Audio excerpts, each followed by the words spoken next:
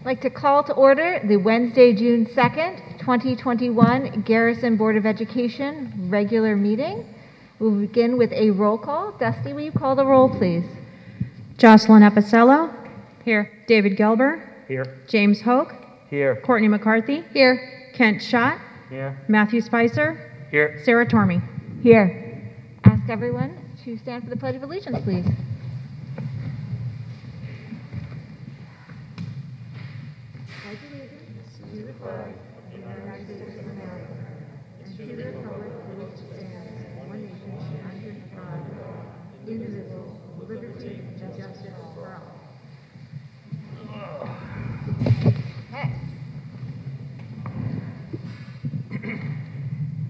Try and be as loud as possible this evening, and let me know if you can't hear me.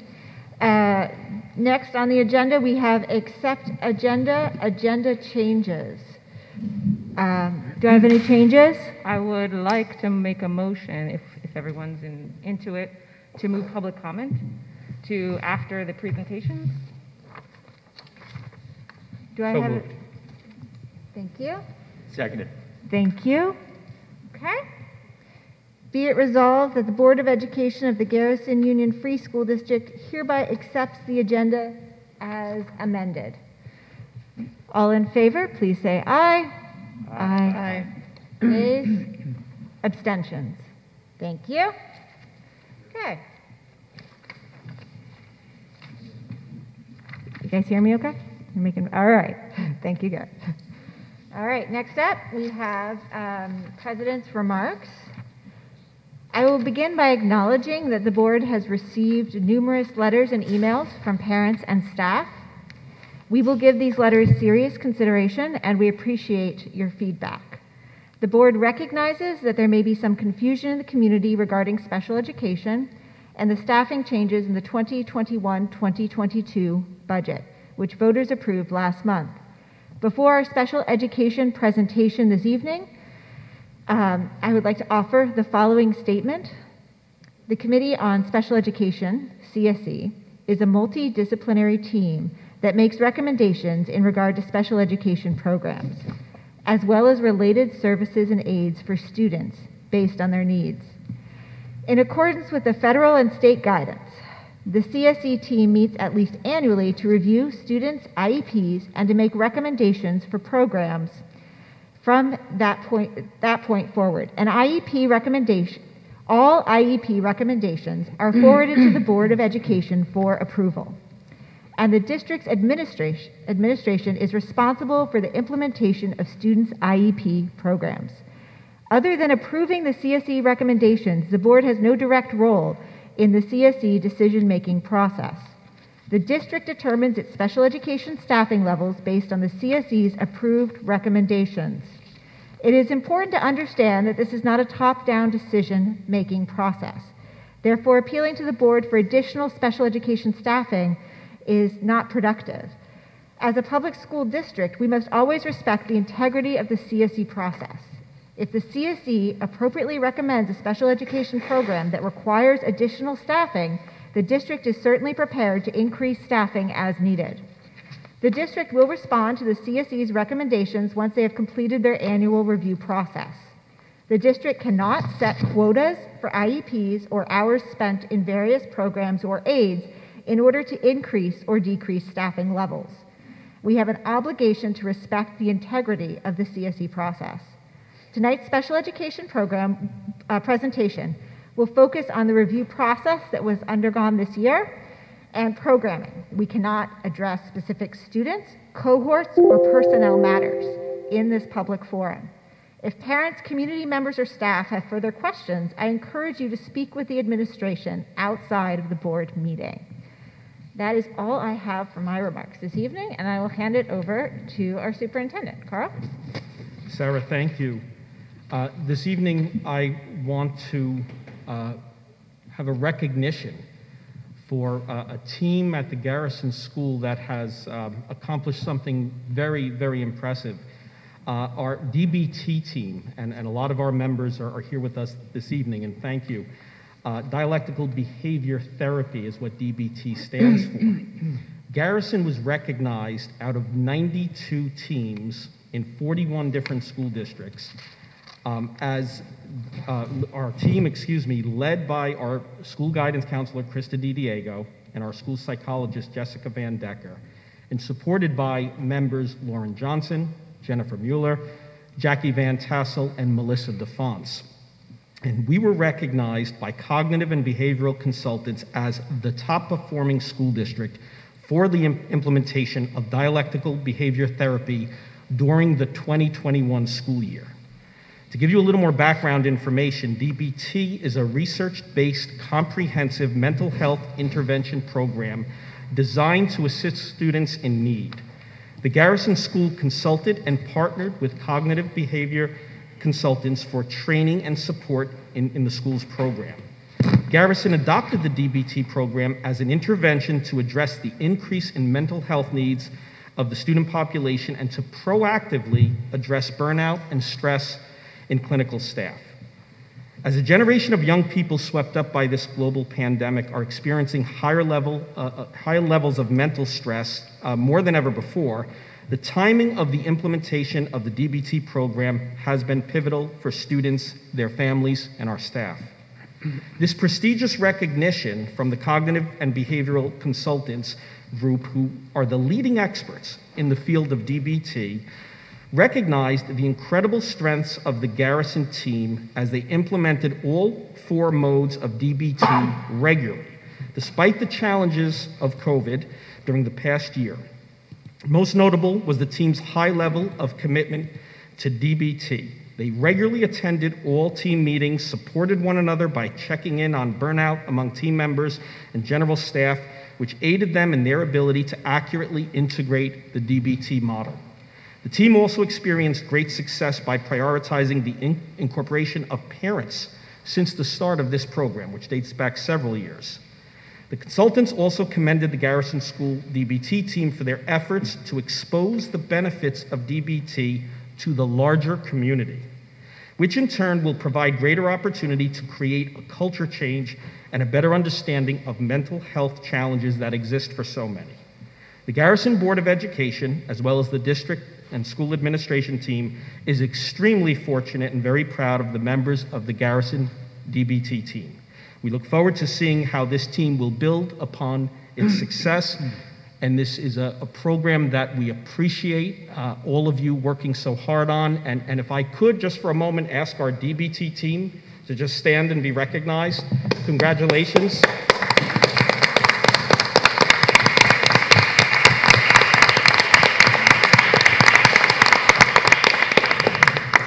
Thank you very much. Sarah, that is all I have for this evening. Okay. Before we move on to board communications and presentations, which is next on the agenda, I will point out that we have a public comment sign-in. Public comment is now going to be right after board communications, so please go ahead and sign in at any point if you would like to speak this evening. All right. I would now like to invite up our principal, Allison Emig, and Roberta Weiner, our special education consultant. Welcome. Thank you.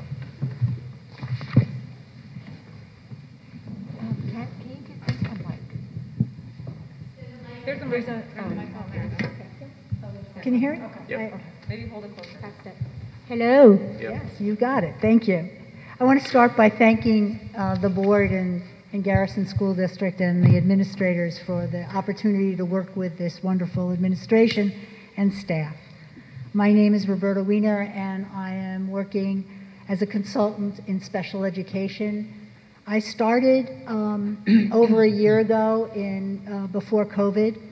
I was called by Debbie Jackson, and we talked about all the things that... Okay, I'm sorry. So, okay, sure, I'm sorry. Hold it closer to your mouth. Hold it a little closer. Closer? Okay, sorry. Do you need me to start, or do you want me to go on? Should I repeat? Okay, that's fine, sure. I started over a year ago when Debbie Jackson was here as an interim, and I've worked with Debbie, Dr. Jackson, and we talked about the different things that could support special education at the Garrison School District. we talked about supports, evaluations, an overview of what the needs are. Then COVID hit. And so it was stalled. I did a few PDs online when things were very new. And then met the new superintendent and your new principal. At that point, in somewhere around the beginning of November, we talked and looked at ways to approach this.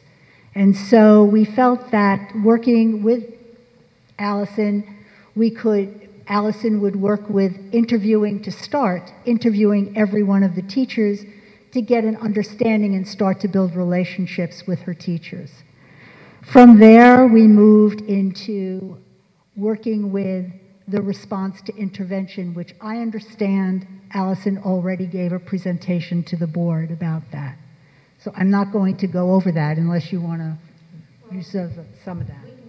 We'll co-present, yes. Yes. So as part of the beginning stages when I first arrived here, I was really eager to delve into response to intervention and work with the interventionists that we have here already at Garrison. And we recognized that we had a lot of students who were struggling still from regression naturally from the pandemic, and we needed a lot of students to be entered into response to intervention so that they can receive more support services. So we have a really dynamic intervention team, and we were able to get that off the ground and implement reading instruction and math instruction for students who potentially could be at risk. So that program was, started, and it's in full motion now.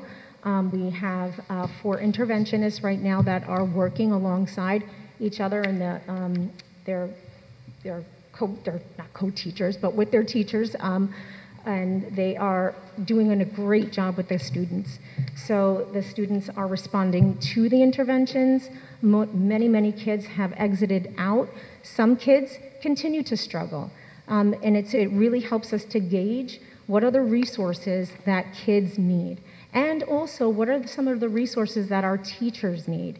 So the next presentation that I'm going to give a little bit later talks about a math program that will help our interventionists and give them some more materials so that they can teach the students who are perhaps struggling in mathematics. So I'll get into that a little bit later. But one of the things that we are closely doing now is just monitoring those students that are in RTI and monitoring their progress using a lot of data. So the decisions that we make, we make our decisions grounded in sets of data. So we use reading assessments, teacher observations, our STAR assessment, which assesses math and reading. And then we come together to the table in an organized fashion, and we just talk. And we just talk it through, and we say, you know what, we still see a gap here with this one particular child in reading, or there's still a gap in math. And we try to problem solve. It's really like a problem-solving model approach, and the classroom teacher and the interventionist work together to reflect on that data and then make decisions on whether or not a student should exit or stay within the program or move within the tiers. So that's the first place that I started when I came here. Thank you. I just want to point out that in the red part of the triangle is the general education classroom with Tier 1. And then with further information and data, you go to Tier 2, where teachers are specializing on what that child needs. And then you go to Tier 3. Next slide, please. Okay. So the Committee on Special Education works with alignment of the child's needs. And so it starts with what is the present levels of performance? What is the child actually doing, and how is the child doing in the classroom and with the material and with the supports? And so that we call that the present levels of performance, and that data is collected. And when they meet in a committee, they talk from the present levels of what the child needs and develops the goals. And those goals are developed through or adjusted to be with the state standards. So they are goals that meet the standards of New York State for the grade level that the child is in. And from those goals, it is decided what service, specific service, that child needs to be successful. And so it goes from the data of the child to the goals to the service. And all of your committee meetings are run just like that.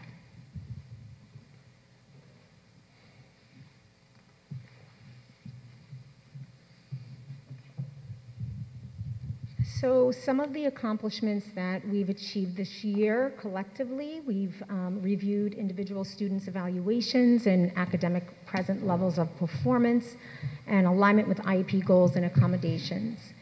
So basically what this means is, we have a set of goals that are designed for students based on their academic performance and data, and we make sure that the goals are aligned to a grade level standard. Most of our students, all of our students, are in inclusive settings in a consultant teacher direct model, accessing their regular gen ed grade level standards.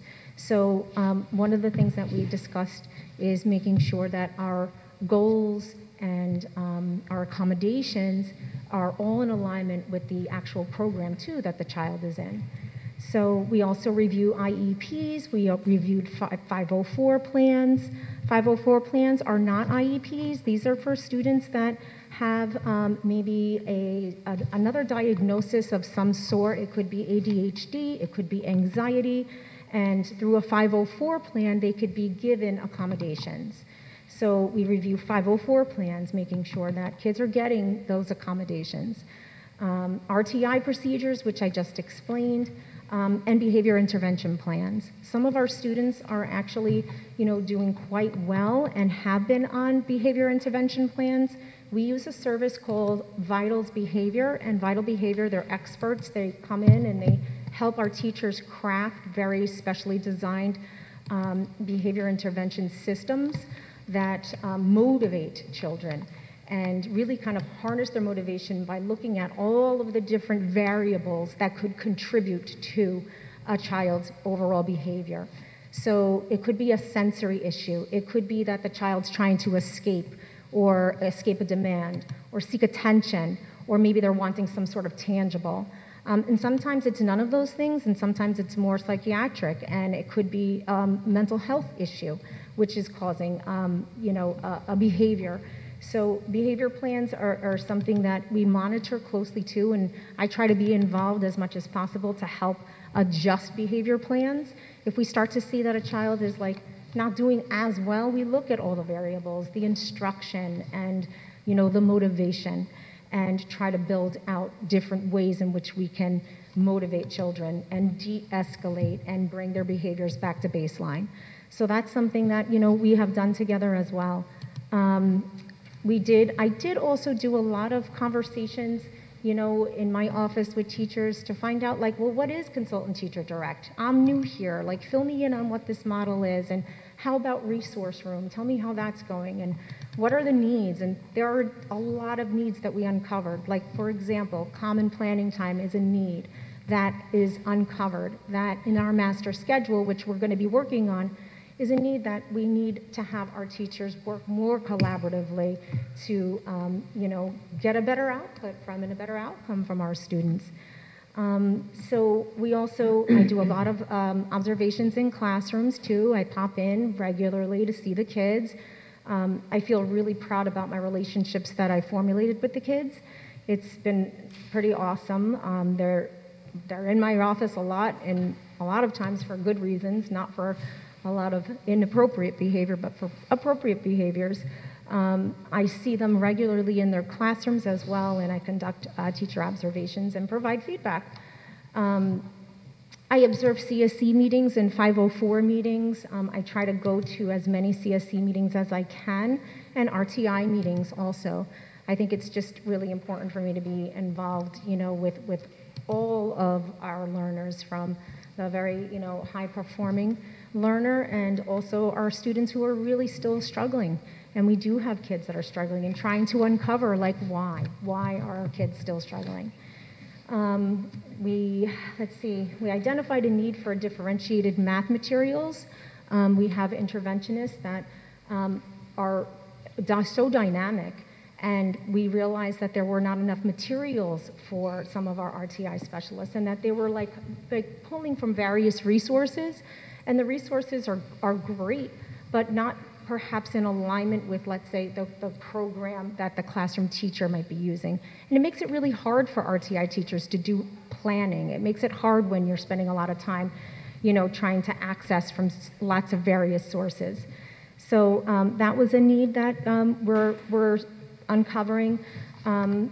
Support more reading intervention programs beyond Wilson. So, for example, we have some struggling readers who might be using Wilson, and Wilson is a very multisensory, hands-on approach, to reading, but there are kids that still struggle in that, and so what would be next? What other, multisensory reading programs are out there that could best serve our most struggling reader? So, can you hear me? I'm just at the end? I'm sorry, yes, I'm sorry. Professional development opportunities too. For us, it's like, I would love to get more opportunities for PD and continuing writing good IEPs. And I was privileged to be a principal in a special education school for 5 years, and writing IEPs was something that I absolutely loved doing. So again, I'm a learner too, so engaging in that process with teachers. Future professional development sessions, really defining the consultant teacher direct model, and it's a very adaptive model where teachers are going in and they adapt instruction, as they go in, and so providing common planning time for teachers to be able to do this effectively is, again, future professional development. Understanding accommodations and modifications and alignment, again, in the IEPs is something that I'd love for us to be able to engage in. And also using more positive behavioral management techniques within the classroom. There's lots of different strategies and approaches and ways in which to engage kids who are really struggling with behavior. And that's like internalized behavior, maybe due to frustration because of academics and things like that. And again, professional development in mathematics and reading and writing instruction. So, and here we go. Future plans. We'd like to also get some parent input and put out some surveys for parents on what future workshops parents might need and want.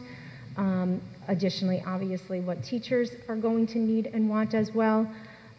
What I'd love for us to do is partner with the PTA and also conduct our parent workshops for, the next upcoming school year.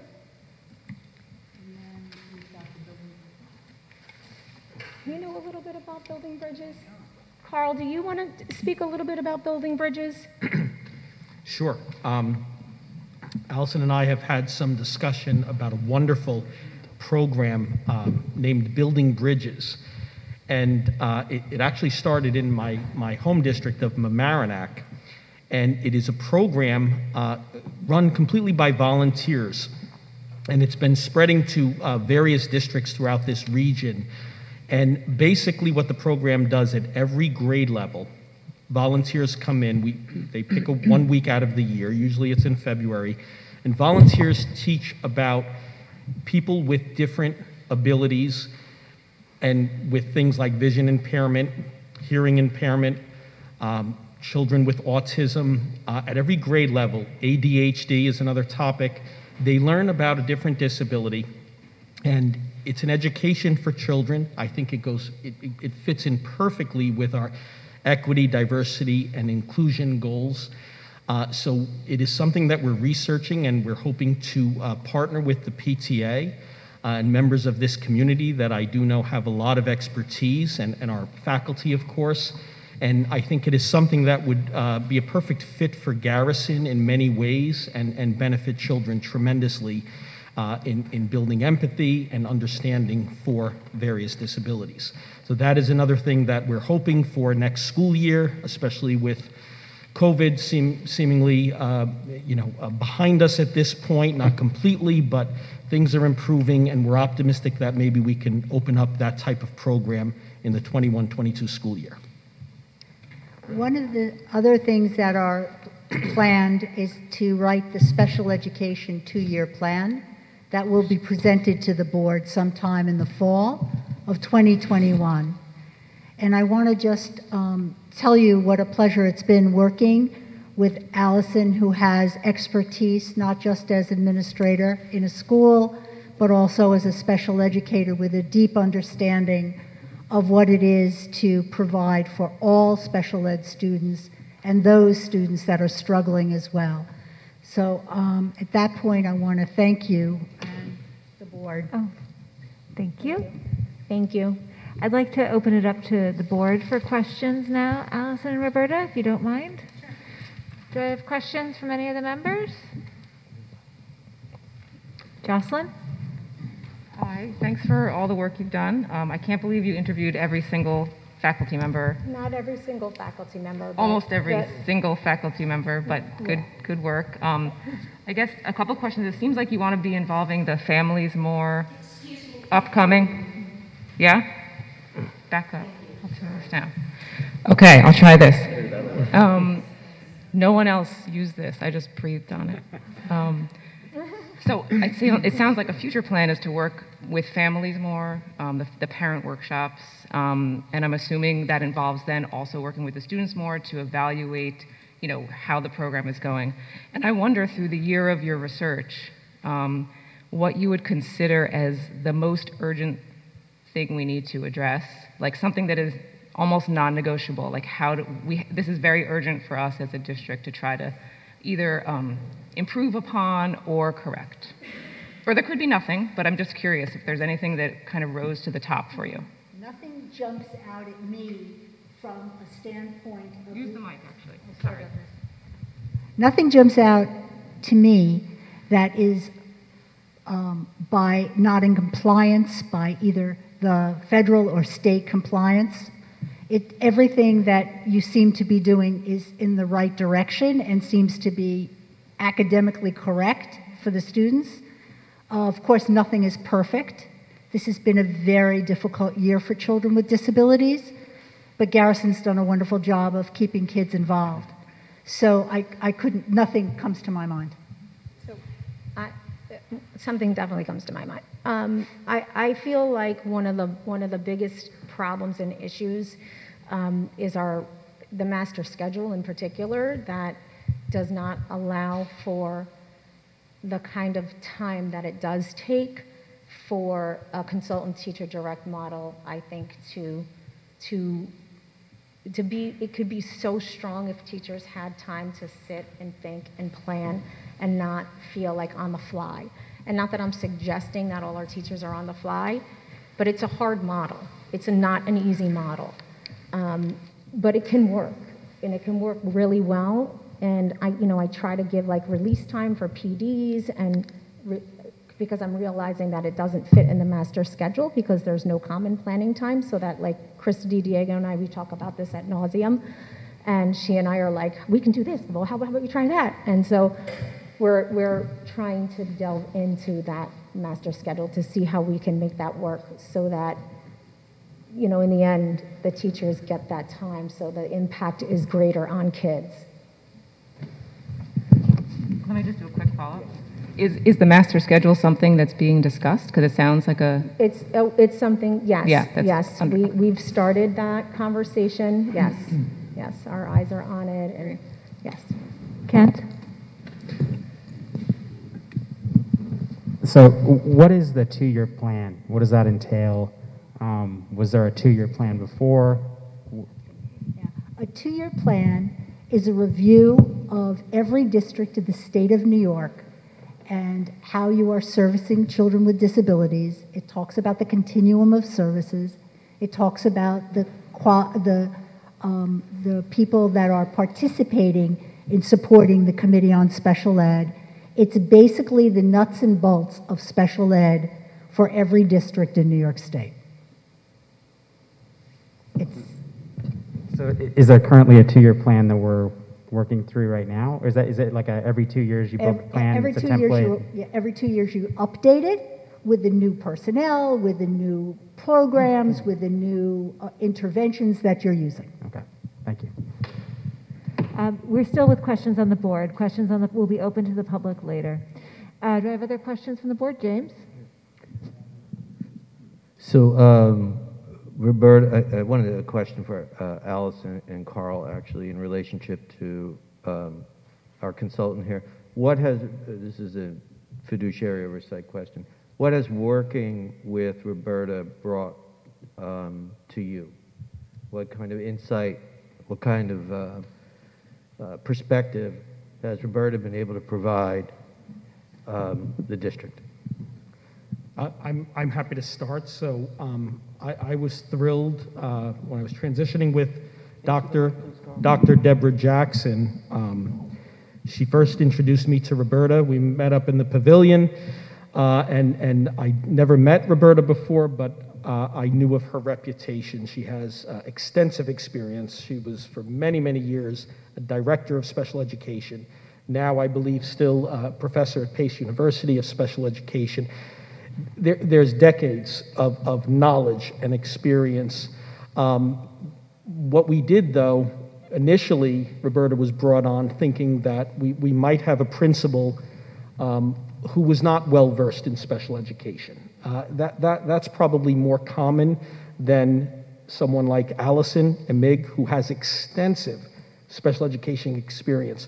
So early on, when Allison came on board, we decided to shift our approach. And instead of Roberta taking the lead, we knew Allison had that depth of knowledge and understanding and expertise in all those years as a special education teacher and principal. And Roberta served as giving us guidance. We met regularly, giving us research and background and discussing what things should happen first, what should we. And look, one of the most important things was relationship building. Allison and I are both new to Garrison this year. We had a lot to learn. So we thought it made sense, instead of Roberta meeting with our key faculty members, that Allison take that lead. So we did shift the approach, James, but Roberta has been guiding us every step of the way. And just, a person, again, who brings, a wealth of knowledge and bouncing ideas off of her. Her knowledge also of federal and state law. We talked a lot about that. And as Bobby said earlier, again, not to be repetitive, but Jocelyn asked, what is a glaring, high priority? Garrison is in good shape. We're doing excellent work, and as far as being compliant with all the state regs, I feel good about that based on what we've seen. But you're always striving to get better. There's always ways to refine your instruction, your model, your process, and I think that is the focus going into next year. But Allison, I know Bobby brought a lot to our discussions. Do you want to add to that? Yeah, I mean, she's a wealth of knowledge for me. She's been in this business for a long time, working with kids of all abilities. And so for me, I love when I have access to Bobby, whether it's just on the phone or she'll come into my office when we started allowing visitors, just so that I can bounce ideas off of her and say, like, this is what I'm thinking about, this one particular child. I have like my own little case studies. Like, I have a child and they're struggling in this particular, reading or writing, and then we'll talk about like Judith Hoffman, or we'll talk about multisensory reading instruction. And it just gives me that, like, it's checking myself, and also she'll provide research, the research that you did, and provided for us when we did the PD. So, and that helps me a lot, making decisions grounded in research and expertise. David, did you have a question? I'm wondering, because I have only a superficial understanding of special education, are there comparable districts to ours that have a fundamentally different approach to it? In other words, are there philosophical differences between districts, or is there basically a consensus about how to do special education? Yeah, I hope I don't. The answer to that is the state regulations dictate how the special education is conducted. And that's pretty regulated, and everybody follows it. Some districts give more, some districts give less, but nobody is shortchanging children with disabilities that have IEPs, ever. 504 is also regulated, and that's a little bit of a different regulation. But basically speaking, a district can always give more to a student or to any student, and to general ed student. But no, it's not, there's not a lot of difference. There's just not. Thank you. Do I have other questions from the board? I actually have a question. Regarding the reading programs, you mentioned Wilson. Are there other specific programs you are looking at adding in? And if so, what is your timeline for adding those in? So, I mean, there are lots. I would have to bring the teachers into that decision-making process because, you know, that's a big decision to bring in another on top of Wilson. I've used programs like System 44, Read 180, PAF, you know, Edmark, which is a sight word based. It's not phonetic based, but it's still multisensory. SRA. So there's a ton, and these are programs that I would have to bring in and do a pilot and have teachers look at it and decide like who are our learners and what would be the best fit for our learners. Are all the follow up on that, are all the programs across all grade levels, or do some programs specifically designed for your younger learners versus your older learners? So something like PAF, for example, it's preventing academic failure that they use in Windward. It's a multisensory reading program. A program like that is people who are in 11th grade have used that program because it's the scope and sequence of teaching how to read is it's laid out in which kids can access reading and text pretty quickly the way it's designed. So there are a set of readers that come with it. It's all phonemic based, it's phonetics based. And then it usually takes about 3 years to exit out. There are no pictures associated with it, you know, so it's like even though the language of PAF, it sounds very like you're reading the word cat, but the pictures, they deliberately remove pictures so that this way it will protect the integrity of a child who might be in that program. So if you have an older child in that program, they're not reading something that has teddy bears, let's say. So it's designed that way so you can have older kids reading and going through that program. It typically takes about 3 years to exit that program, and then kids then can enter into like a chapter books, and then can have more access to like what we have like our TC units. And our teacher college units are very challenging. Very rich in vocabulary, very rich in text, and some kids have a hard time accessing that. So something like PAF I'm familiar with, but I'm also familiar with all those other programs too that are similar philosophies. Thank you. Yes, Jocelyn? Go ahead, please. Sorry, again, somehow my mic is always the one. So you reviewed a lot of students' plans, etc. You did so much talking to all the staff. Is it normal, this is for you, Ms. Weiner, is it normal or is it usual when you do these consultations with districts to recommend changes to upcoming programming? I mean, is this usually what happens? You look at what's happened for the current year and then you make changes, or is that part of what you were kind of brought on to help with? Yeah. I'm just going to answer and you can. Do you want to go? Well, we ended up at the elementary level. We did not have math as part of resource. We had resource, and it was primarily dedicated for teaching and reinforcing reading skills. And so we do have students who do require some math that we identified just through the CSE process who do also need resource, math in resource. So that's something that will now happen. So for next year, there's an adjustment now to the program. So my answer to that is you could always get an evaluator or an outside person to look in, but nothing is better than when the people inside see the need. And that's really what happened here. The people that work with the students and Allison saw the need, and from that came the additional service. So yes, a consultant could do it, but it's so much better if it comes from within. Kent? Yeah. Thank you. Thank you again for indulging me. You had mentioned some districts give more, do more, some districts do less, but it's all kind of within a narrow state-mandated service. Right. Where would you put Garrison on that? Less or more? I think Garrison does a phenomenal job, and part of it is because of your community and also because of your size.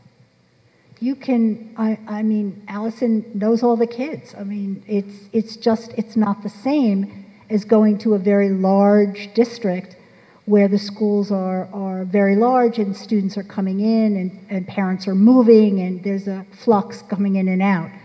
So I mean, I personally know people that would like to move into this district for the Garrison School District. I mean, move into the homes in this area so they could come to Garrison School. It is, it's a jewel, and because of the community and because of the support and because of the size, quite frankly. And with that size, are there risks then? Well, like when you mentioned people actively wanting to come here, right. Fluctuations in that. The only, I mean, anything can happen, but it's wonderful to have more than one class per grade level. You know, it's also wonderful to have teachers that are very experienced and have worked with all kinds of students, and so that's a plus as well. But it changes every year, and so I would say no, there's no patent answer to that, but it's my opinion. Yes, that it's doing a great job, and I love working with the people that are here. Thank you. Thank you. Do I have other questions from board members? I have one additional one. Sorry. Did you review our external placements as well as the internal program within the district? I attended a celebration for one of our students who was outplaced over in BOCES, and that was wonderful. So I was able to meet this young gentleman. And I do have frequent conversations about the needs of one particular student that we do transport outside who requires a lot of support. So I'm in a lot of conversation with Jen Muller and Carl about those particular students. And let me just add, Sarah, to that. We do have some children, and this is kind of related to what Kent asked. What are the challenges of a small district? Well, one challenge is you cannot offer every possible program. A large district will probably have every program on the continuum. Garrison does not. So occasionally, if we don't have a program, we do need to place children in either a neighboring school district or through BOCES. And Sarah, the answer to your question is we do participate in those CSEs. It's a combination of Garrison staff as well as staff from that out-of-district placement. This year, Allison and I have talked about it. We very much want to go visit each one of our students in their home placements. With COVID, there were restrictions, obviously. Things have opened up recently, but now we are really in a crunch for the end of the year. So that will be on our list of things to do, is make those visits because they are Garrison students. They are just placed in a special program.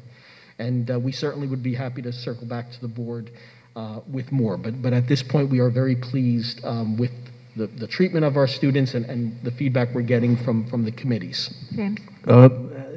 Is there any type of common communication between Haldane and with us at Haldane and O'Neill regarding our special ed, our students who continue services into high school level? Great question. The answer to that is no, because technically we don't participate in those CSEs, James.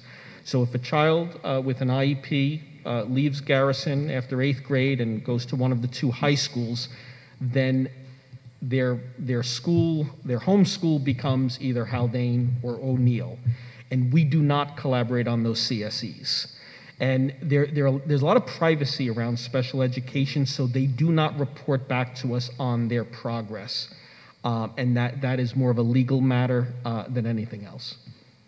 And one other last question from me is, if you consider special education, within the spectrum of, let's say, RTI, 504, IEP, that whole world, what percentage of our students are engaged in one of those? We're pretty high right now. We have, I want to say, close to maybe 20% of our students in special education, roughly. Yes, but the good news is that there have been a number of students declassified just recently. Yep. And that only will occur with a reevaluation and us being absolutely certain that they've made the growth and progress where they no longer need special education services.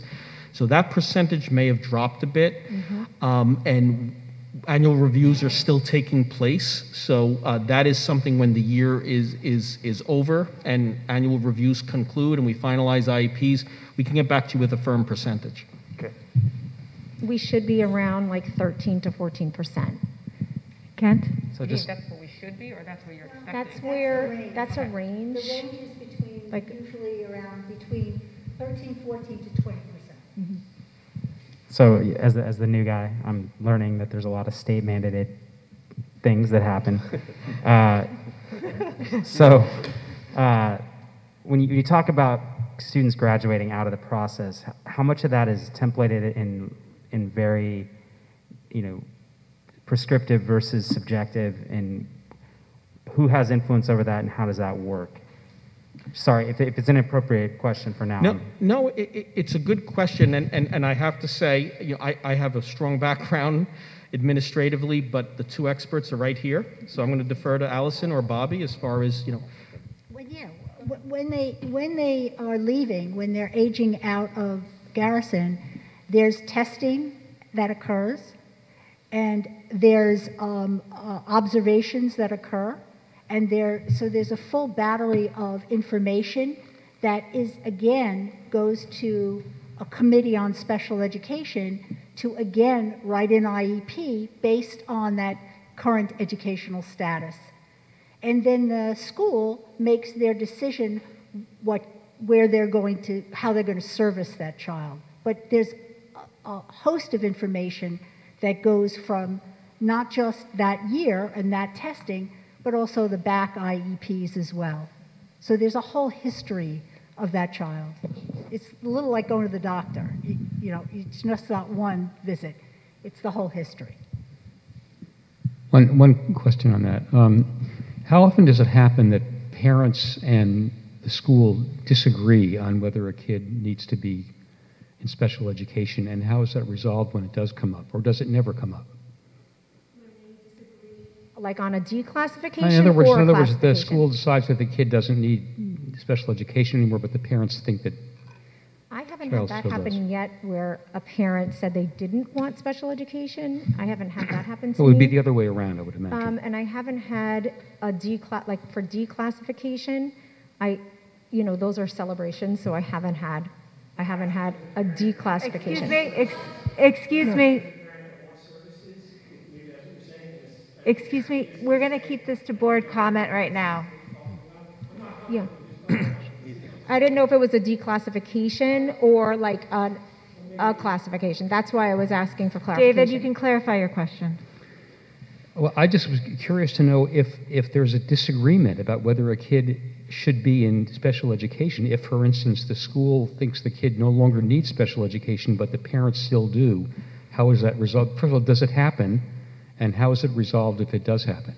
So you want to go ahead? I don't mind taking it because I have been in that situation, and all these decisions have to be based on data and on evaluations. It can't be, well, I feel, or I think, or I want. You need to base decisions on evaluations and data. And what I would always recommend, if there's a disagreement over an evaluation, the evaluation doesn't qualify a child for services, David, there is always an option of going for an independent evaluation, and the district can support that. That's in collaboration with the family. We can select, it's kind of like going for a second opinion. You go to a doctor, you're not sure about the recommendation, you want a second opinion. There is something in place. It's actually part of special education law. So there is a process for when that occurs. And you get that second opinion, you come back to the table, you convene the CSE, you look at that evaluation and the results. And hopefully at that point you would come to consensus if it shows still that the child doesn't qualify. Usually in my experience then after an independent eval, you reach consensus. I've never been in a place where I had to go for a third opinion, so to speak, or a third eval, but I would think that would be an option also. So that is how it's handled, and it's a process. Do I have any further questions from the board? All right. Thank you for all of your time and energy. Roberta, we really appreciate your being here this evening. I believe next up we will segue directly into our K-8 mathematics program presentation. And Allison, that's you again. Thank you, Bobby. Public comment was moved to after the presentations. It's not a public hearing this evening. Public comment will be after the presentations this evening. I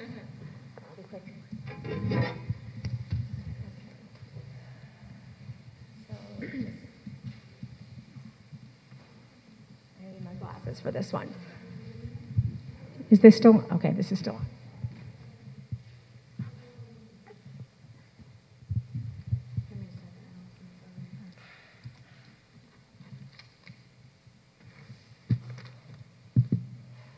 Okay, so this year, one of the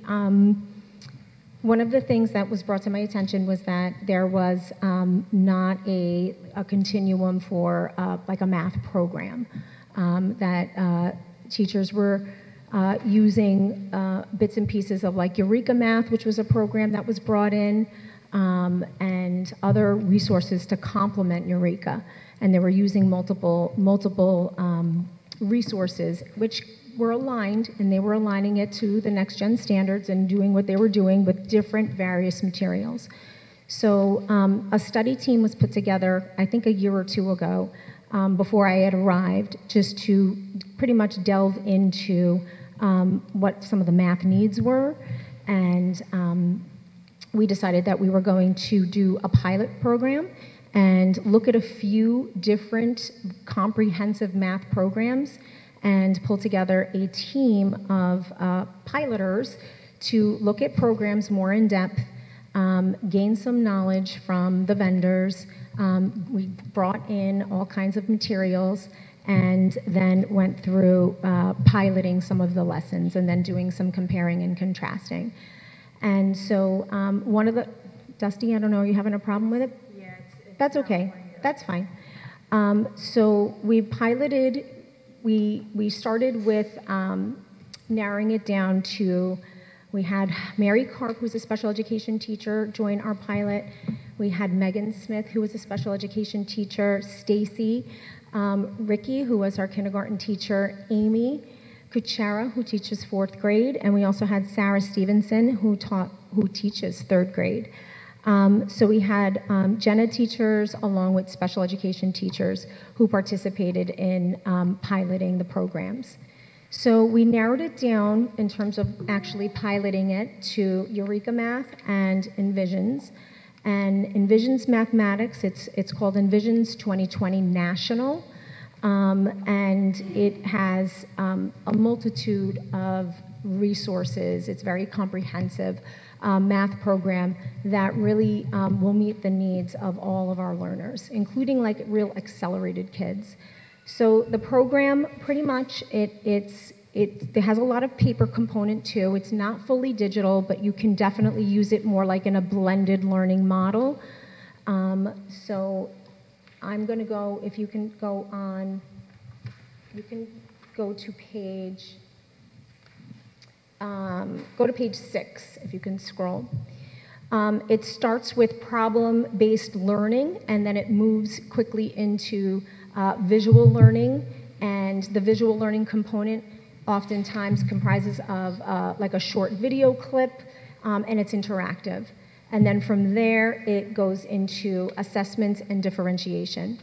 So that is basically just like the learning model. So once a teacher, and that would be like a classroom teacher would be delivering that lesson, let's say whole group, and they're posed with some sort of problem, and it's oftentimes a problem would be given via video, and it engages kids in a deeper conversation. And then from there, the kids go through a process of using manipulatives, concrete objects, and then the teacher then will assess at the end of the lesson whether or not the student understands. It's called a quick check at the very end. And the quick check can be done digitally, it can be done also paper pencil, and from there, the teacher then will get real quick information about what the next steps in instruction and what that should look like. And then can then use and design math centers and differentiation for all level learners at that point. I'm going to have you turn to page 8. So it offers, the one thing about the program is that it offers multiple exposures to a particular concept.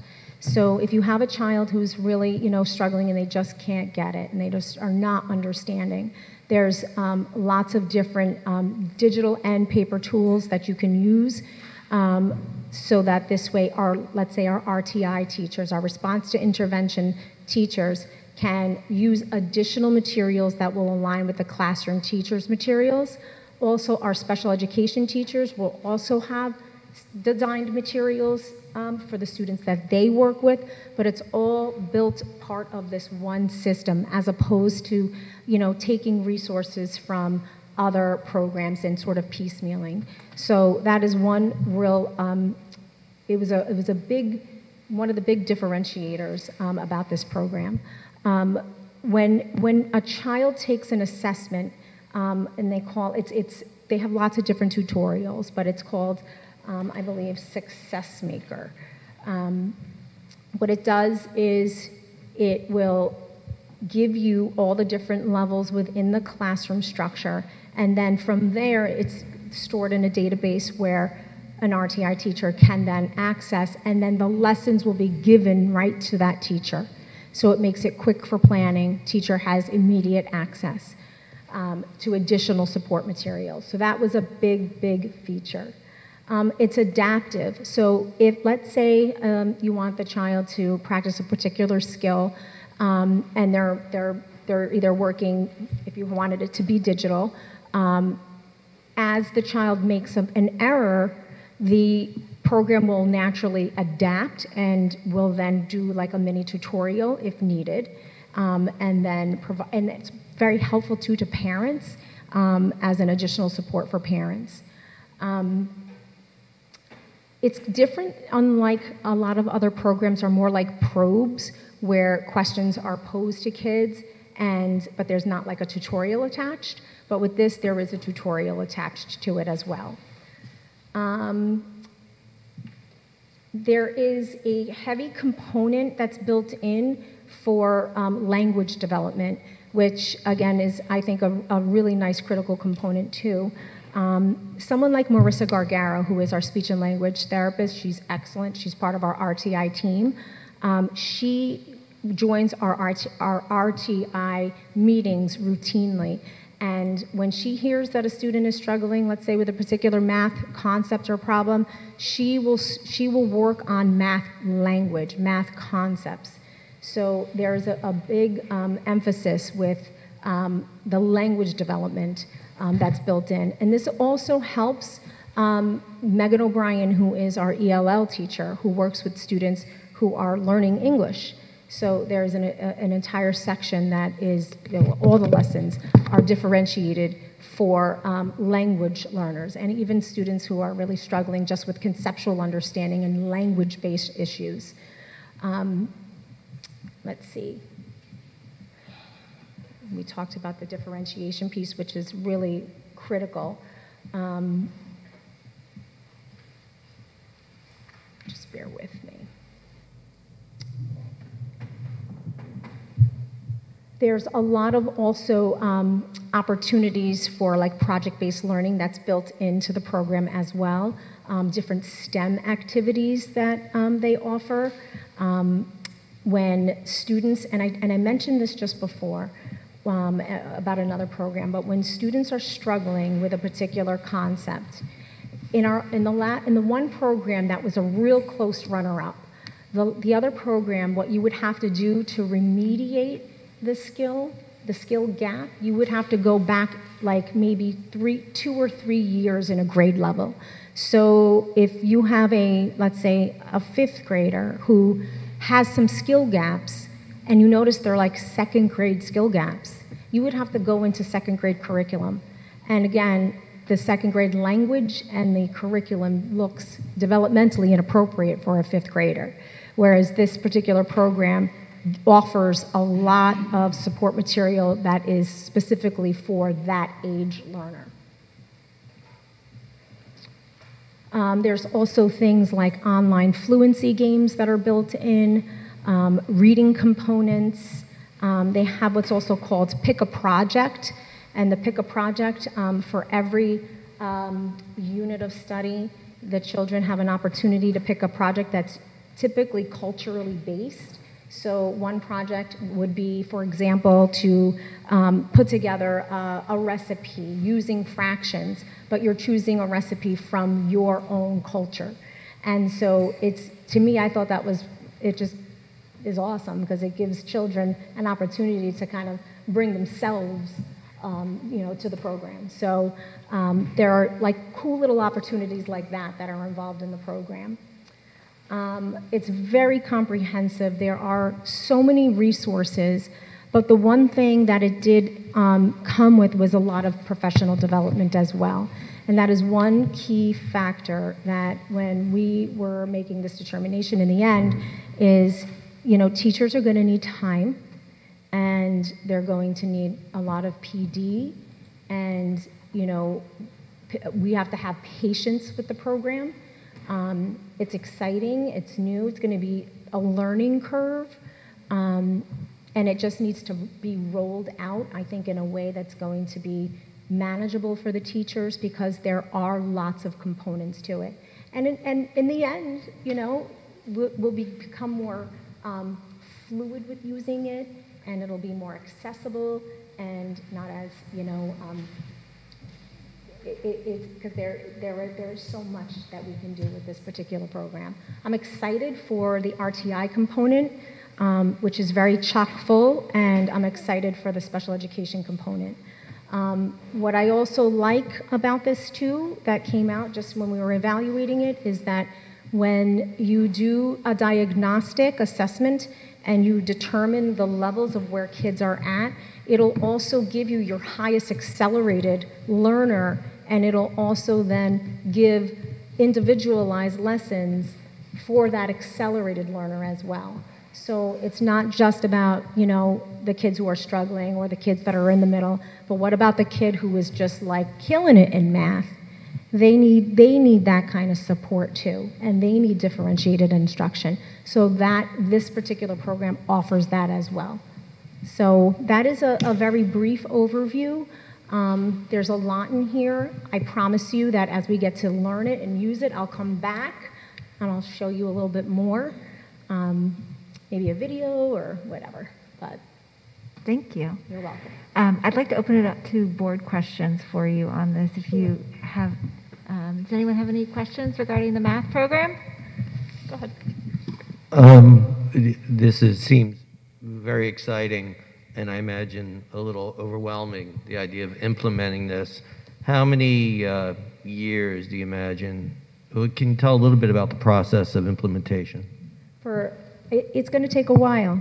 It will. Like I'm asking for the public to be very patient with the teachers in the learning curve and in the process, because that's what they're going to need. We're going to have a capital project that's starting, and I'm not saying that, learning is going to stop and we're not going to teach, but there are going to be obstacles. The pandemic is still not behind us. We have a capital project. We're rolling out a whole new curriculum that has a lot of components, and I want to be able to do this the right way for our teachers so that the kids don't feel that angst of a new program, because there's a digital component that is going to take time to learn. The paper component and the TE that goes along with it, Teacher's Edition, that I'm not worried about. But all the other integrated pieces will take time. So I want to pace it out appropriately so that it doesn't overwhelm the system and overwhelm our teachers. Courtney? Thanks. I echo James, really excited about this new program. I've got a couple questions. One, for the team that you put together, researching all the different programs, was this a unanimous decision to pick this program? So we ended up using a rubric, and when we were scoring the rubric, we quantified the points, and it was such a close runner-up. It was like literally these two programs were neck and neck between Eureka and this one. So it wasn't like this program blew it out the water, but this program had more to offer in terms of differentiation. Mm-hmm. And that's where it became like the deciding factor, was that there was more exposures and of new exposures. So you don't have to keep repeating, the same lesson, because there's a reteach, a post-teach, a this piece, a that piece. Like there's so much that it's just gives kids more opportunity. Can you talk a little bit more about what a perfectly differentiated classroom would look like? Is this an interview? Not to go too crazy, but of that image of a teacher working with a group, the majority group of kids who are working on a concept, and then you've got this handful of kids that, let's say, are accelerated math learners, and that they are on their Chromebooks, they're given a website, and they say go. There are some independent pieces to this, which is great, that are differentiated for students, while teachers are working in conference style with kids, with small groups. Just similar how they differentiate their reading programs, where they have you walk into a classroom, and all our classrooms are so differentiated, it's unreal. You might start whole group with an initial concept, but then you immediately, your whole group, small group, whole group, small group, like the whole time. And then one-on-one conferencing, center-based, you can have centers, where there's different skills or, fluencies, and then concrete objects for kids that need that, and then another station that might have the video, the visual piece that's necessary, and the interactiveness, because our kids are digital natives. Some of our kids really do like that digital interactiveness. Some of our kids, they don't. They need the multisensory paper pencil task. So a very differentiated classroom is going to have all of those pieces, and and that's what we see now in the classrooms. I walk in and it's like, that's what we see now. Can I keep going? Yeah. Just two more. One, since you mentioned that tactile paper pencil, are there textbooks, workbooks, Absolutely. things that the students will receive and can bring home? Absolutely. I actually had, and they're all in my office. Sarah Stevenson's probably like, where did my bag go? I took it from her room, but I didn't want to overwhelm everybody, but they get 2-volume workbooks in addition to, so the workbooks are also digitized. so that, and it all integrates with Google Classroom as well, so it's all just like, you don't have to go and toggle back and forth between one program and another program, so it just seamless into Google Classroom, which is really nice. But yes, there's manipulatives that go with the program. The other program that we were looking at that also was a runner-up that came close, you needed like a third-party manipulatives, which, you don't know what you're going to get when you have to go third-party. But yes, there's a lot of tangibles, a lot of paper pencil as well. Okay, last one. Is how does this fit into middle school? I assume this is a program that, yes, that grows. Yes, it goes all the way K through 8 with accelerated programs, algebra, regions, all of that. It goes. I just met because I was curious. I wanted to see, what that continuum looks like, and yes, it's the full, and with all the same components. Thanks. Mm-hmm. Do I have other questions? Jocelyn? You mentioned that there was going to be a lot of PD that would have to happen. Does the program or the business that's selling it give an estimate of how many hours of PD would take? I didn't break it down by hours. And they don't give that? I could ask them to break it down by that. Like, I just want to assess like what the teacher needs are right now, and like, and I also, we can partner too with other districts who are real experts at using this. Are there any nearby? Yes. Yeah. Who? Yes. Do you know some around here? Yes. Great. I do. But I am going to start with the vendor. They do offer comprehensive PD, but what the kind of PD that they were offering initially, the other program was wanting to do Zoom, and I'm hoping that our doors are going to be open where we can have, like, in the classroom, coaching in real time with students, with the teachers. That's the kind of coaching that I think would be like awesome to bring in, which is what they're able to do. Thanks. I have one. Oh, Matt, go ahead, please. How interchangeable are these programs? Like, how dependent is a program on the company?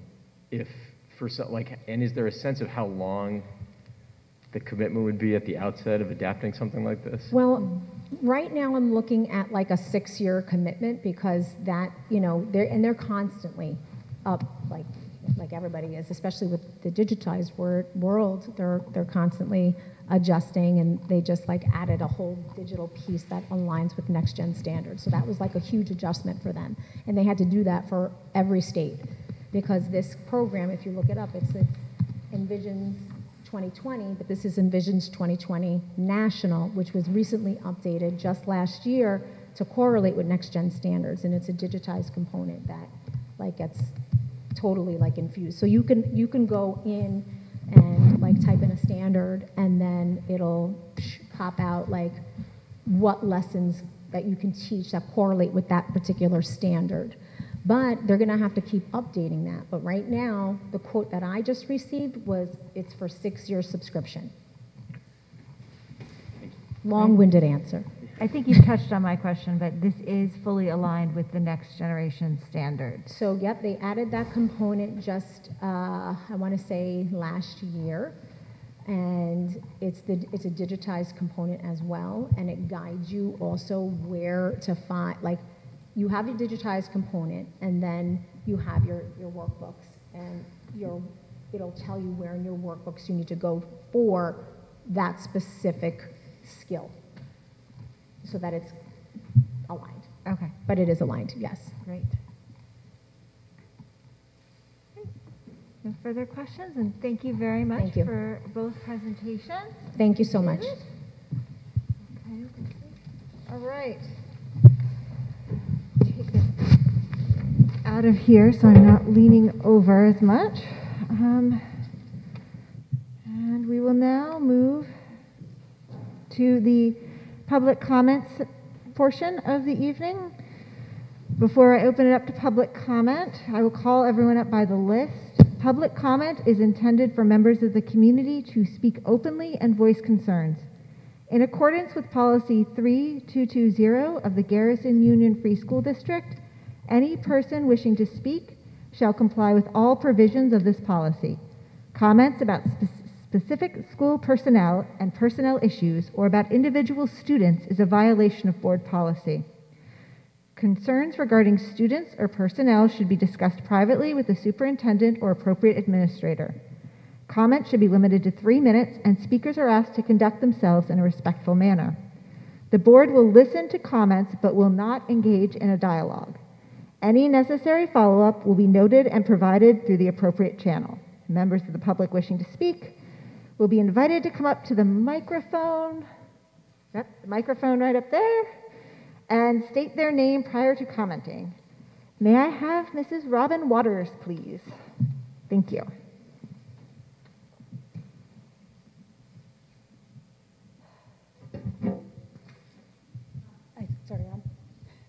Hi, hello. I am Robin Waters, President of the Garrison Teachers Association. Okay, sorry. Okay.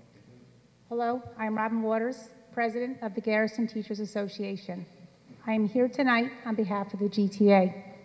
I know I cannot speak about personnel nor confidential information, but I ask this board to hear the messages and the letters that the GTA executive team has sent in support of our members. The first letter sent for one of our teachers, the second letter sent in support of our aides, and the most recent one sent for another teacher. I also ask you to hear the letters sent in by individual members of our association. I was openly asked at a board meeting in August how our members felt about returning to school, and I said we were ready.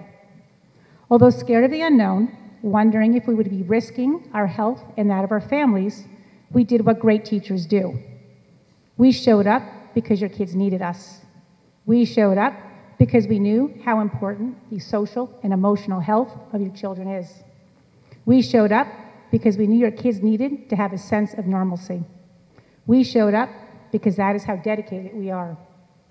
We've moved rooms as kids have come and gone, giving up our evenings and weekends to do so. We have been quarantined repeatedly. We spent months eating in isolation and remained in our rooms to avoid possible spread so we could show up to work for your kids. We even had to eat in our cars in the cold when no room could be spared. We have packed and unpacked boxes for a capital project, participated in committees, and so much more. We've basically done the impossible. Provide your children an incredible in-person pandemic education. In light of all the amazing things we have done, however, I ask, where's the social, emotional well-being and care for your members? We hear we are valued, but it rings false. Instead of giving us time to breathe and recognize we have already done the impossible, it has not been enough.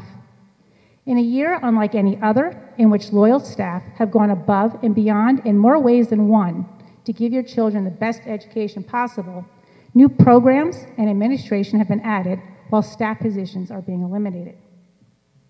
Where's the equity in that, and how does this help the kids? Seeing our fellow long-term members so easily dismissed after giving so much has been demoralizing and devastating. In my 32 years working here, I have never seen morale so low and staff so anxious. I have new and seasoned members asking me if they should be looking for employment elsewhere. This is not healthy for anyone, least of all the kids. How do we keep moving forward if we have to go backwards to replace the great teachers and aides and other staff who decided Garrison is no longer a desirable place to work? I feel it's imperative for you to consider the social, emotional well-being of our members and how that translates to your kids.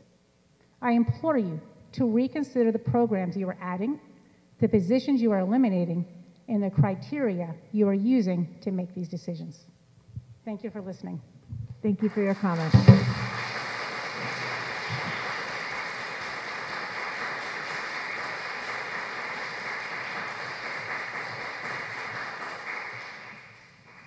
Thank you. Glenn Liebuchel?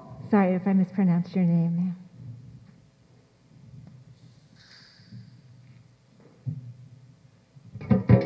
It's a pleasure to be here. It's been a long time, given that our kids are 30 and 40 years old.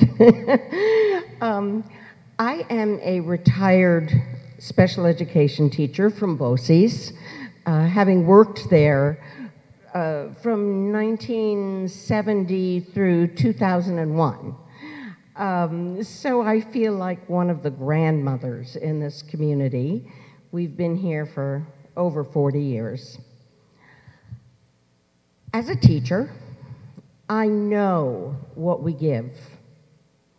As parents, I know that you know what we give, especially those of us who keep dreaming about our kids 5 nights a week because it's so in the fiber of who we are. You have got a very small community here. How we think about one another, how we treat one another, and the decisions that we make when we regard what we are going to do affect the teachers deeply. And many of them will not feel that they can say what they think, how they feel, and what they carry inside of them when they come to school every day to be with your children. I know what it is to work with a staff over many years where decisions have been made that have been really demoralizing. I walk up here with a cane, and if I counted how many children I schlepped off of the floor and hugged and supported over the years, and how many kids were runners and went from a classroom with teachers pursuing them to keep their safety intact. When I heard that staff members, senior staff members that have given of themselves the way people do, are dismissed as elders in your community, how do you take care of your elders? And what does it say about this community? That is not who this community is. We are not people that don't take care of the people that have served us and loved our kids. And I implore you to make better decisions about how you treat your senior members and your elders. This is not okay in this community.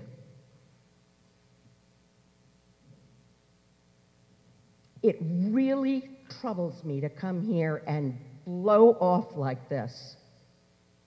And you can give all kinds of reasons why kids don't need certain services. Well, you know what? Then you figure out what else to do with the talents of the people who have spent years working here. What else can they provide? You don't sit your elders in a corner and say you have nothing left to provide or give to us. How does this community allow for that? I don't think so. That's not who we are. And I don't care if something needs to be created to utilize the talents. We need it more than we need a snowplow or people who are paid heavens knows how much money when our aides spend the day in the classroom for $20-some-odd thousand a year. No, that's not who we are. And I think that we need to let the people that are making these decisions know that this is not okay with us and it's not going to happen without some kind of hefty conversation. That's it. Thank you for your comment. Next up, I have Alan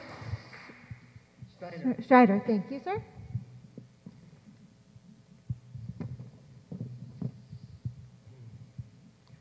I'm her lesser half.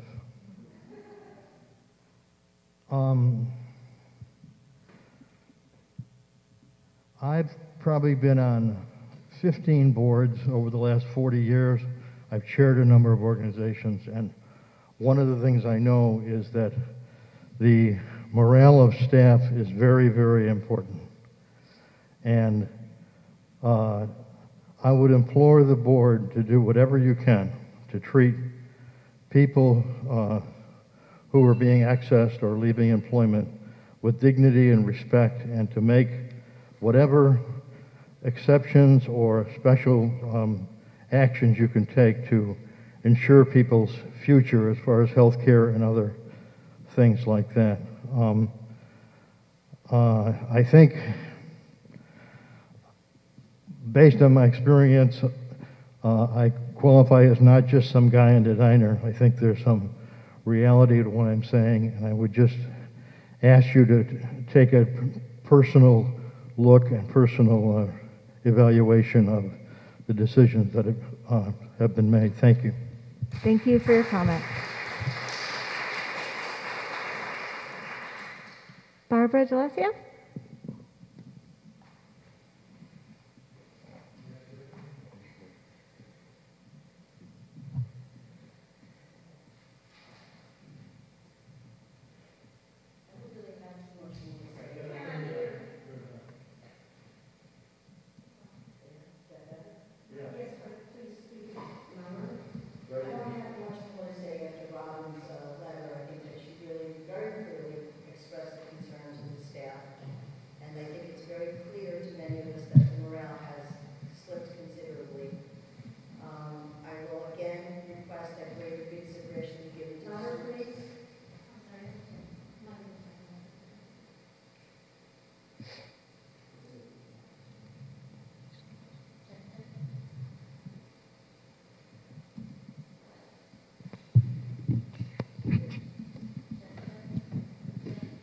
Thank you, Kent.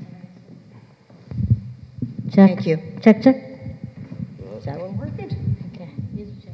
Good? Okay. In case you did not hear me, and I know I have a 3-minute window, I don't really have anything much more to add. I think Robin Waters made it very clear as to where the staff are at this point with the changes that have been coming through. I would also ask that greater consideration be given to those students that are in special education classes. I think that they need the supports. I know that there are some that believe that beyond a certain grade level, it's not necessary, but what I found lacking this evening was the emphasis on the social emotional learning that I believe is part of the mission statement for the board. And that's about all I have to say. Thank you. Thank you. Adam Barta?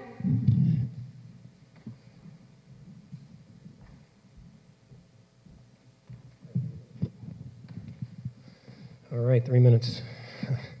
I have to challenge the statement made earlier that our special education program is characterized as phenomenal or we're doing good. Okay, I have to challenge the statement made earlier that our special education program is phenomenal or that we're doing good. Special education can be evaluated on a continuum where compliance is the bare minimum, and then we can have a well-supported program. Despite Roberta's assertion, Garrison was not at the bare minimum. Garrison was not compliant with the state mandates for special education throughout this school year.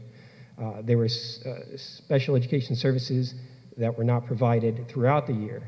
As Sarah said, the decision regarding special education services is not top-down.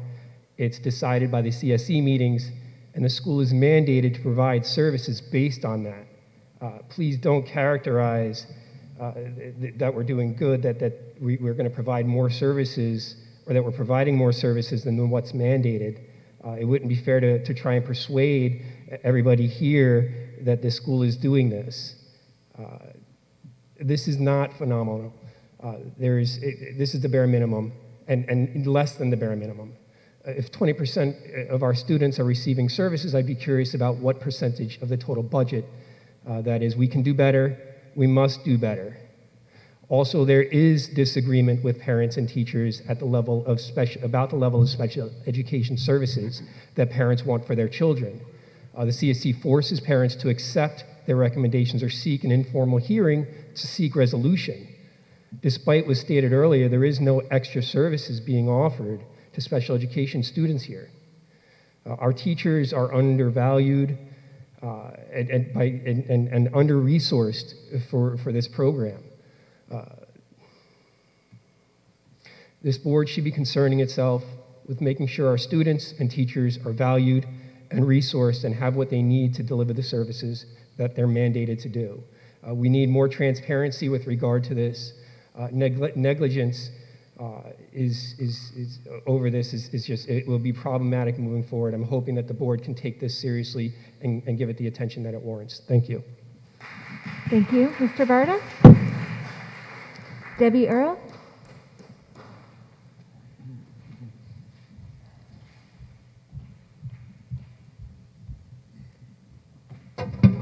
Good evening. I'm Debbie Earle. I teach 5th grade here at Garrison School. I'm just about here for 23 years. I had no plans on speaking tonight, except something did ring to me as just honestly like a little upsetting.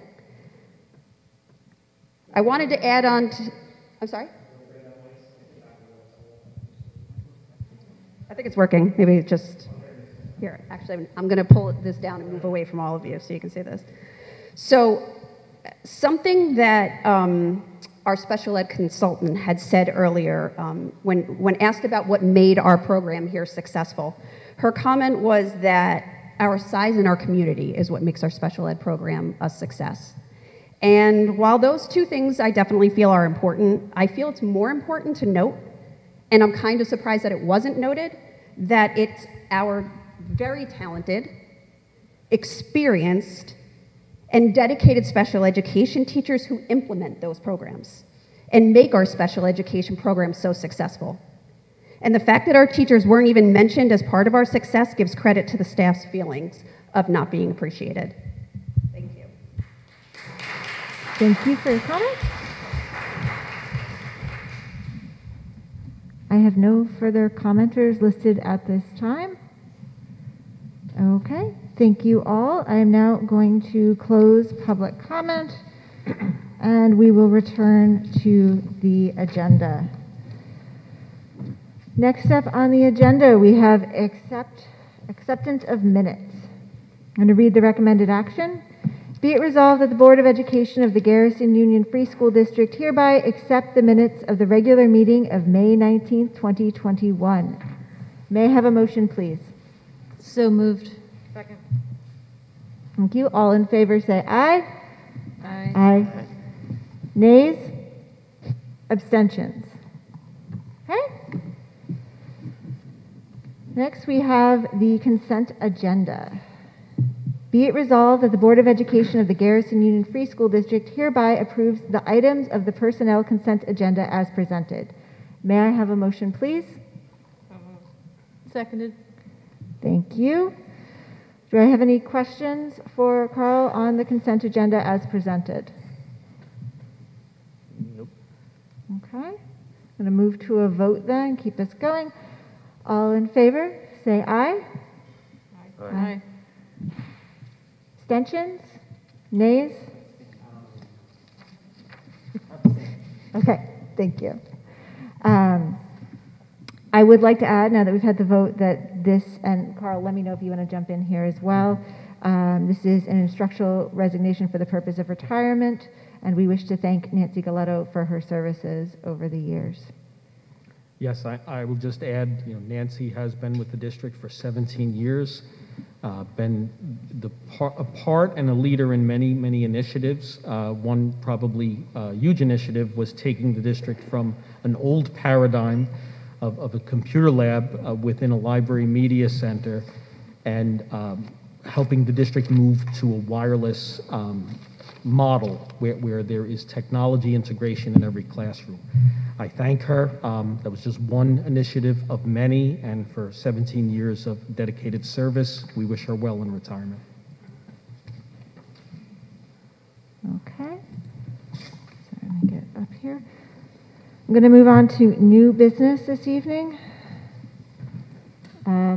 Be it resolved that the Board of Education of the Garrison Union Free School District hereby approves new business items B through G as presented. May I have a motion, please? So moved. Seconded. Before we move to a vote on this, there's a lot here, so I'm going to open it up to questions. Also on this here, we have the authorization for the capital project, as well as the bids. Do we have any questions on any of the items as presented here? And if we have any questions specific, oh, sorry. So bids come later? Did I mess that up? Bids are separate. They're separate. Oh, I'm so sorry. My So, apologies. Sarah, I can step in just to provide a little background. In this section, Sorry, my mistake. no, that's okay. One item is authorization for approval of change orders for the capital project. This is something that is pretty standard. It's giving authority to me as superintendent to approve up to $20,000 change orders in the cumulative total of $30,000.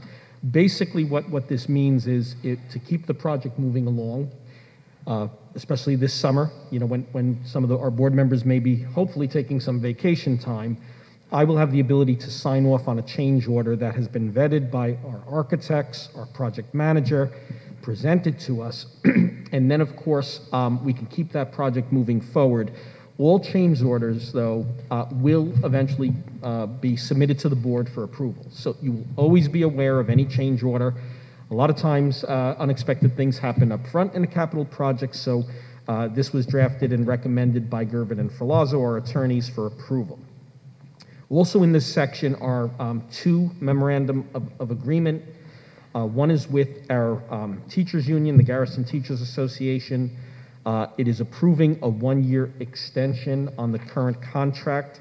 The terms and conditions are very similar to what our teachers received over the past 3 years. As far as raises, there is a 1% raise and a small increase to health. Also, there is an MOA for our school-related personnel collective bargaining unit. Again, in a similar way, they had a 3-year contract that expires this June. This one-year extension provides a 2% increase for salaries and also a 0.25% increase in their health. This has been negotiated between the two units. It has not been ratified, I believe, by the general membership. It is, if the board approves it, it is pending ratification by both bargaining units. Joe, was there another business-related item that you'd like to elaborate on?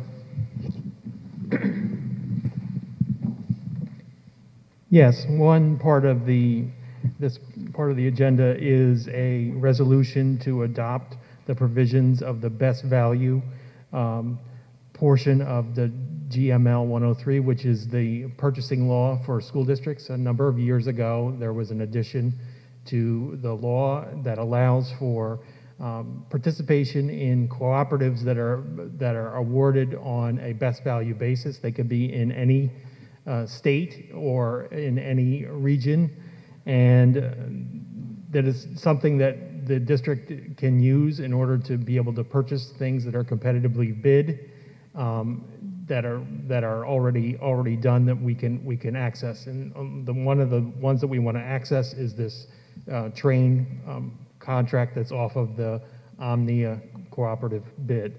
So in order to use that contract, we need to adopt this resolution. Do I have questions on that from the board? Okay. Do I have any questions on any of the other new business that does not include the bids?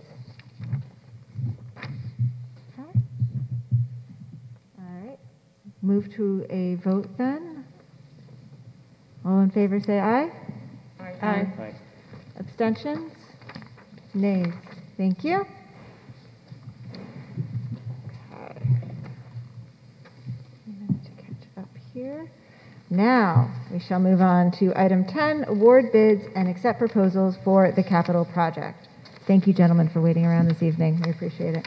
Good Lord. I'll read the recommended action for item A.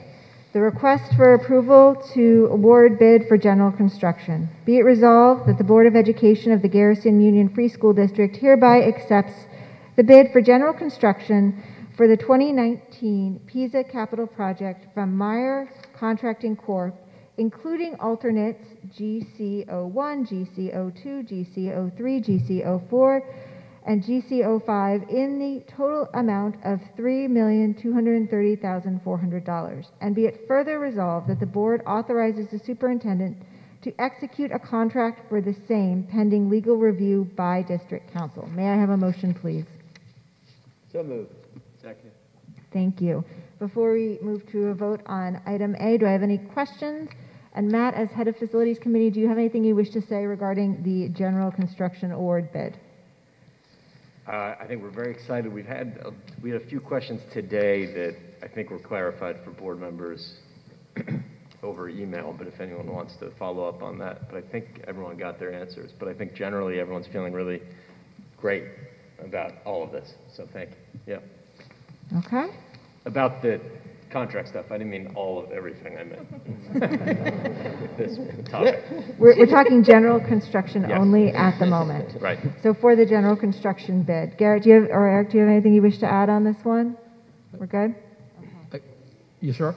Okay, you've waited an hour and 45 minutes. Do you want to just say a few words to sum it up, or?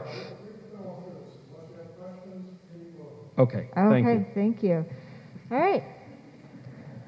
All in favor, please say aye. Aye. Aye. Abstentions? Nays? All right, we have a general construction bid awarded. Item B, request for approval to award bid for the plumbing construction. Be it resolved that the Board of Education of the Garrison Union Free School District hereby accepts the bid for plumbing construction for the 2019 PISA capital project from Total Construction Corp. In the amount of $222,400, and be it further resolved that the board authorizes the superintendent to execute a contract for the same pending legal review by district council. May I have a motion, please? So moved. Seconded. Thank you. Again, Matt, do you have anything from the facilities committee regarding the plumbing construction contract as presented? No, nothing to add to what we've been through. Okay. Any questions? All right, I'm going to move to a vote. All in favor, please say aye. Aye. Abstentions? Nays? All right, got an award for plumbing. Request for approval to award bid to mechanical HVAC construction. Be it resolved that the Board of Education of the Garrison Union Free School District hereby accepts the bid for mechanical HVAC construction for the 2019 PISA capital project from Bertuzzi Contracting, Inc., including alternate MC01 in the total amount of $1,568,268, and be it further resolved that the board authorizes the superintendent to execute a contract for the same pending legal review by district council. May I have a motion, please? So moved. Second. Thank you. Anything to add on this one, Matt? Just that we're extra pleased that this one was able to happen. And this will include the middle school HVAC? Yes. Yeah. Great. Thank you. Okay, do I have any questions? We'll move to a vote then. All in favor, please say aye. Aye. Abstentions? Nays? Okay. Great. There we go. Got the HVAC done. And I will add quickly that it's all pending legal review as the this was all worked through last week with facilities and with CalG, and our lawyers didn't work on Memorial Day, I'm guessing. Request for approval to award bid electrical construction. Be it resolved that the Board of Education of the Garrison Union Free School District hereby accepts the bid for electrical construction for the 2019 PISA capital project from Hudson Valley Electrical Construction Management, Inc., including alternates ECO1, ECO2, and ECO3, in the total amount of $1,069,842. And be it further resolved that the board authorizes the superintendent to execute a contract for the same pending legal review by district council. May I have a motion, please? So moved. Second. Thank you. Okay. Do I have any questions, comments on the electrical construction bid? Okay. All in favor, please say aye. Aye. Aye. Abstentions? Nays? Okay. I'm going to move on then to the request for approval to accept proposal material testing and inspection services. Be it resolved that the Board of Education of the Garrison Union Free School District hereby accepts the proposal from TestCon Incorporated for materials testing and inspection services as recommended by Calgy Construction Management. And be it further resolved that the Board authorizes the purchasing agent to procure services from TestCon Incorporated as needed to support the capital project based upon the terms of the proposal. May I have a motion, please? Seconded. Thank you. Do I have any questions or comments regarding the material testing and inspection services? Just generally, is these next few services contracts, are they kind of mandatory? I guess it's more to you all, but they're kind of checks and balance. They're kind of checks and balances on what gets done and implemented, making sure that who we bid with actually does it correctly. Okay.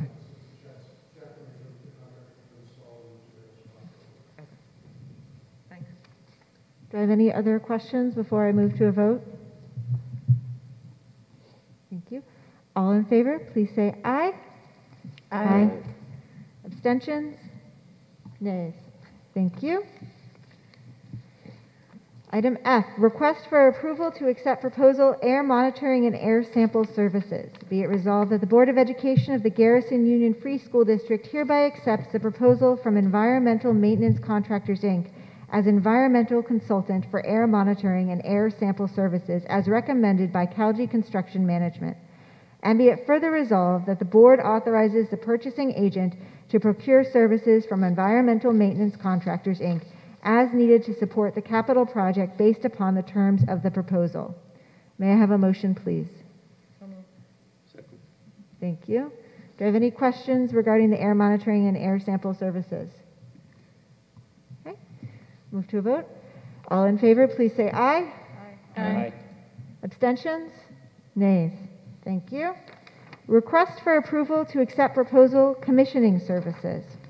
Be it resolved that the Board of Education of the Garrison Union Free School District hereby accepts the proposal from Mechanical Testing, Inc. for building commissioning, including the items in Area B, as recommended by Tetra Tech Architects, and be it further resolved that the Board authorizes the purchasing agent to procure services from Mechanical Testing, Inc. as needed to support the capital project based upon the terms of the proposal. May I have a motion, please? So moved. Second. Thank you. Okay, do I have any questions?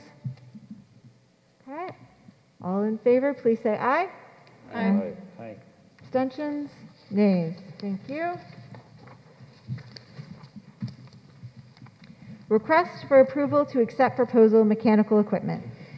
Be it resolved that the Board of Education of the Garrison Union Free School District hereby accepts proposal 461342221-21-001 from Train US Inc. for mechanical HVAC equipment based upon the terms of Omnia Partners Cooperative Contract USC 15 JLP 023 in the total amount of $857,100 based upon the recommendation from Tetra Tech Architects, and be it further resolved that the Board authorizes the purchasing agent to issue a purchase order for this equipment. May I have a motion, please?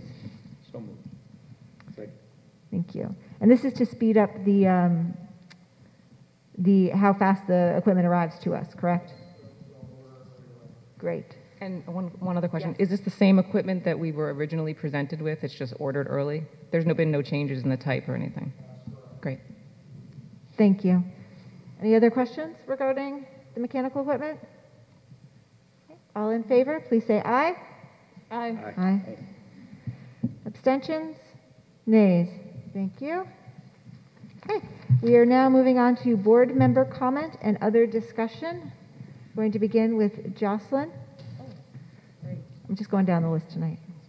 Matt worked hard this week. Oh, guys, thank you so much for waiting around. We appreciate all your efforts on the project and look forward to working with you throughout the summer and into next year. Thank you. I'm going to put my mask Sorry, Jocelyn.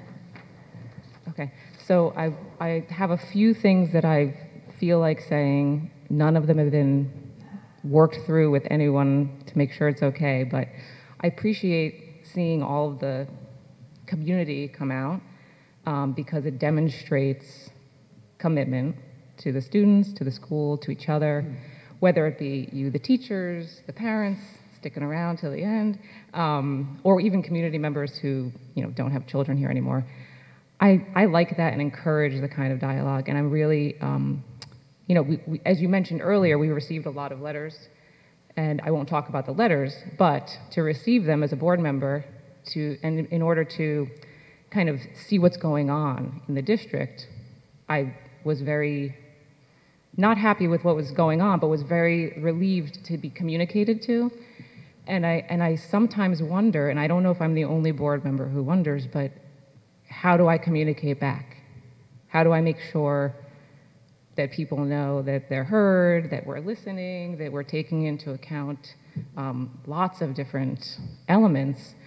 Can't it be a quick email that goes back, or what can it be? And so I think that it may not be a discussion now, but I would love to have better clarification as to what I'm allowed to really dive into when it comes to corresponding, and replying to direct asks. I don't want to seem like I'm a cold person who doesn't reply, because I would like to. So you know what I mean? So I don't know if we can talk about it, but I would love to have that kind of discussion at some point as a board. Maybe it's a retreat. I think that's an excellent idea for the retreat, and it is a great question for council as well. And council has already been invited to our retreat in order to help us facilitate those types of conversations and better understand how we communicate with each other, with the community at large, the role of email when used as a board member, and things like that. So, Carl, do you have anything to add to that? Sure. Just that no individual board member has any authority with regards to personnel matters or special education placements, as Sarah very clearly explained. The board as a whole does not participate in that process. So typically, if there is an issue that whether it's our faculty or community that wants to communicate to the Board of Education, what is pretty typical is a response from the entire board, usually from your board leadership, so Sarah or Courtney or both. So that is something that usually you get together, you discuss, the concerns, you review them, and there usually is one response on behalf of the entire board. That's not to say that individuals can't have conversations, but I think we need to be cautious, and I do think we want to review that with legal counsel, because there are some do's and don'ts of individual conversations and what topics you can cover. And my apologies for not issuing emails as much today. It's been a busy day. Do I have any further comment on that? Should I move on? No. Okay. On that? Let me see. Well, David's next anyway. I haven't prepared this, but I just want to say that, I heard the comments about morale, but, I really do think it has to be understood or in the context that this has been a remarkable year in which the members of this community, and especially the faculty, have done an incredible job of providing the best possible education for these kids. And I'm proud of all of you and of our administration for what you've done. I'm sorry that people feel that the morale is bad, but you ought to take a lot of pride in what you've accomplished this year. Thank you, David. James, you're up next.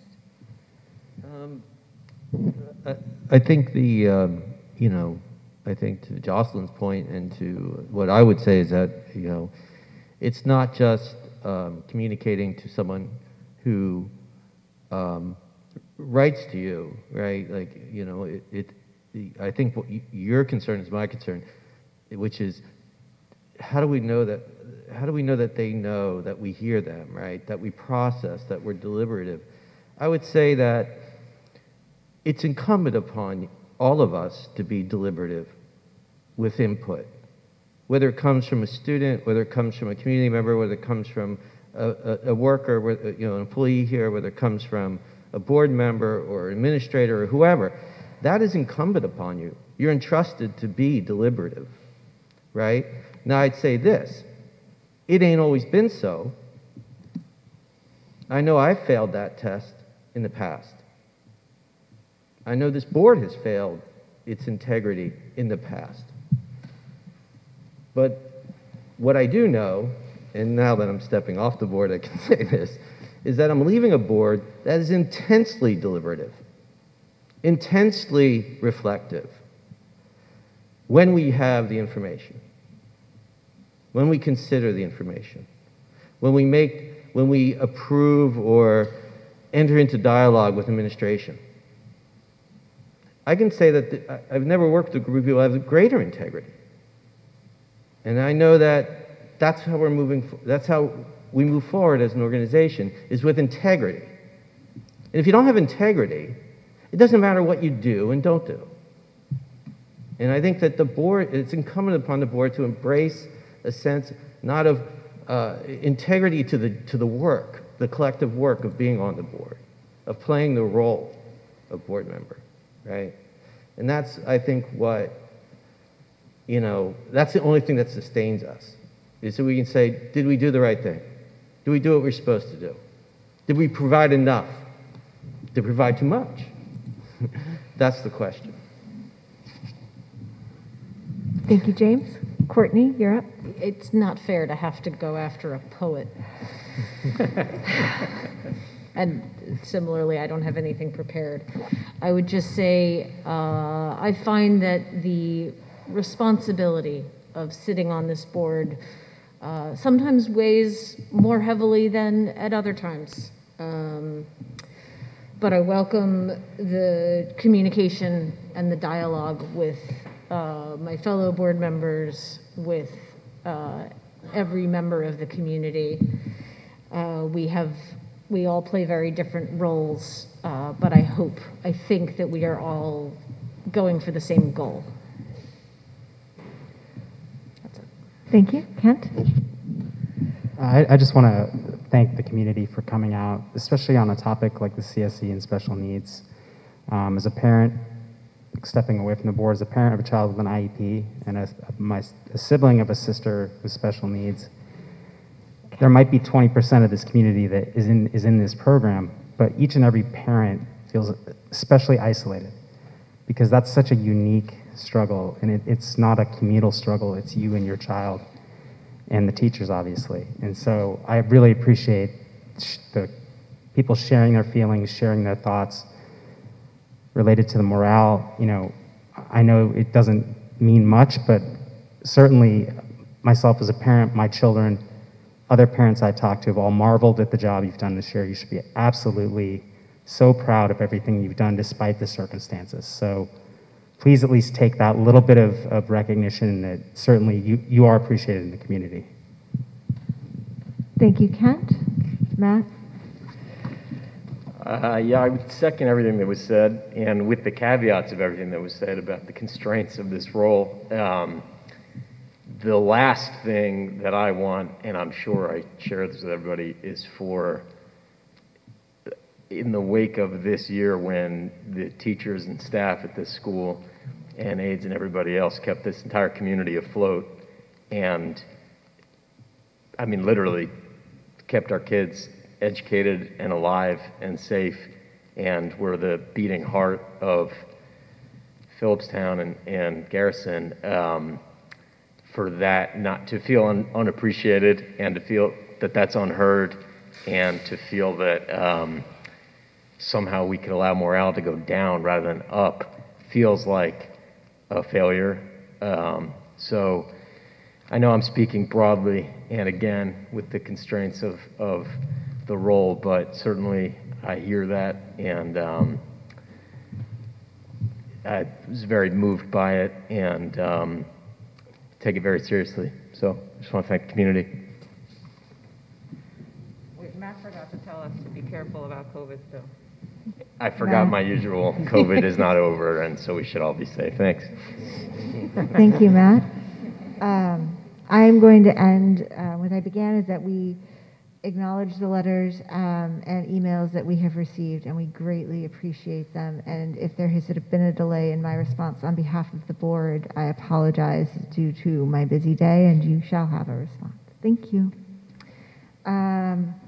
Okay, I'm not done yet. Hold on. Enter into executive session. Be it resolved that the Board of Education of the Garrison Union Free School District hereby enters into executive session for the purpose of discussing the school history of particular students in accordance with their FERPA rights, discussing matters made exempt by FERPA, and discussing the employment history of a particular person. May I have a motion, please? Seconded. Thank you. All in favor, please say aye. Aye. Nays? Abstentions? Thank you. The board shall adjourn this evening after executive session without taking any further action.